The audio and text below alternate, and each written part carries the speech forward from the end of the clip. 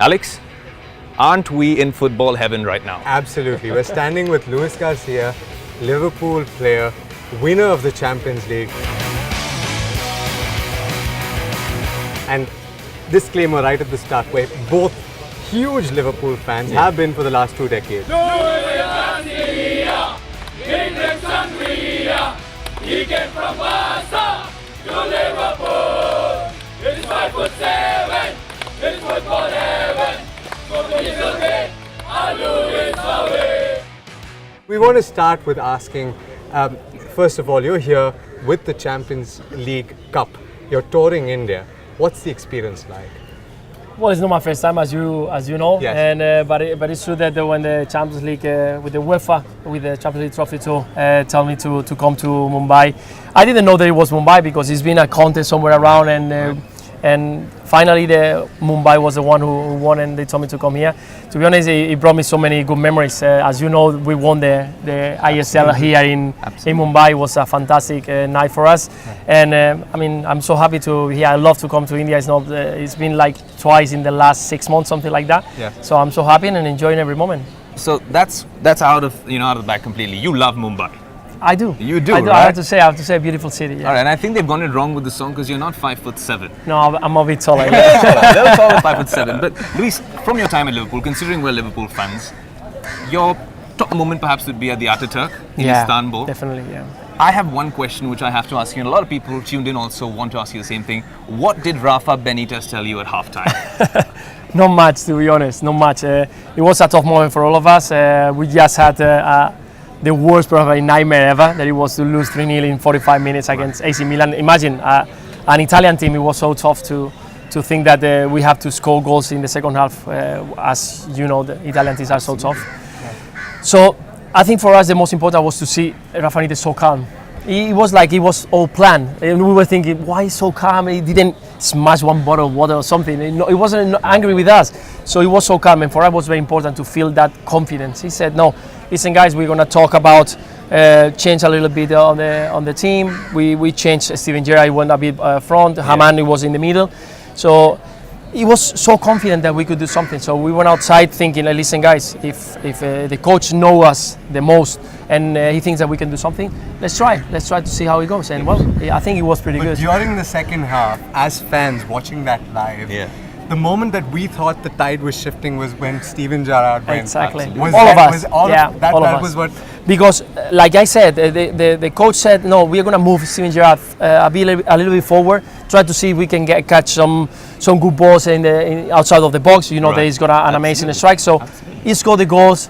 He start raising their hands. The people start singing "You Never Walk Alone" again, and then is when you realize, listen, guys, I think we can make it. But throughout those 3 years that you were at Liverpool, how instrumental was Steven Gerrard? Because everyone misses Steven Gerrard at Anfield now.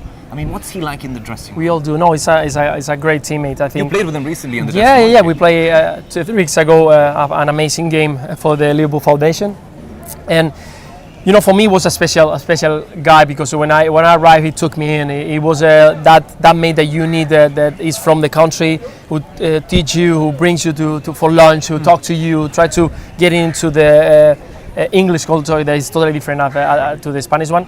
And for me, it was a special one. And I can tell you that all the players who play alongside him, they will say all the same. That he's always there in the tough moments, and he's going to be the leader of the team when he is needed the most. Luis, but you spoke about atmosphere, right? You spoke about how the fans started singing "You Never Walk Alone."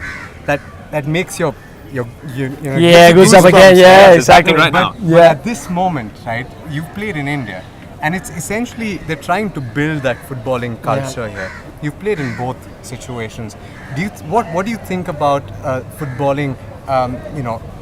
The love for football in India. How do you see that when you compare it to? I have to tell you, the open ceremony when we did it in 2014 at the Saleh Stadium in Kolkata was amazing. Right. I mean, the atmosphere, the people, 80,000 people at the stadium, just rooting for both teams because, to be honest, you could hear the screaming for both teams was amazing. So that shows that the passion of football here in India is very big. Now we have to start growing, seeding from the early ages. Right. Those 5, 6, 7 years old. That's why all the academies are so important right now. And I think the league is doing fantastic. All the teams has to make the grasshoppers now and again.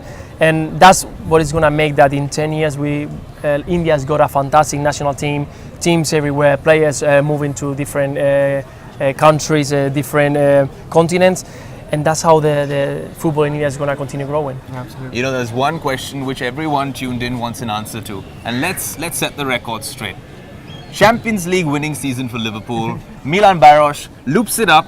Luis Garcia goes and flicks it in. From nowhere. William Gallas says the ball never crossed the line. Yeah. Did the ball cross the line? If Mr. Mourinho is watching, you got to sort this Yeah, out. we have to tell him. Yeah, I think he knows, probably knows, because I always, I've been asked this question. By the way, he crossed over the line. Definitely crossed over the line. He did. But the reaction that I got is the one that's going to tell you the truth. Because I turn around my head, I see the ball going in, I go straight to celebrate. I have no doubt. I don't look to the referee. I don't look because I was certainly. gone out of the I go frame. straight. Exactly. I look around. I see the ball going in. I go straight to celebrate. The people was thinking it was in, it was out. What happened? Did he cross the line? Yeah. But have a look to my reaction, and I will tell you the truth. I have no doubt at all. I just go to celebrate. This is how I defended it all these years. Thank It's God true. he actually cleared it for me. What was that celebration about all those years? We've always wondered. Because when I arrived to Liverpool, my kid was just born. Absolutely. And he didn't like the dummy. He didn't like to suck the dummy, and he was with the thumb all day. So I started celebrating. The people liked it, so I loved it. Okay. So I continued doing it. Yeah. So we hope his kid also plays for Liverpool at some point. We'd be happy. Keep the Garcia too. flag Me flying too, high. yeah. Thank you so much. And we hope that Liverpool does well when it goes into the Champions League next year. Yeah, That's what what we're we're looking yeah, for. exactly. We're Thank pushing. you so much, Luis Pleasure. Garcia. Thank for you very speaking much. to so much, Bloomberg Luis. Quick. May you Cheers. never walk Pleasure. alone. You never walk One alone, last guys. picture before we go. Yes, we will. Yes. You want to do the celebration? Let's You the do it. celebration. I find you on the score, I can do it.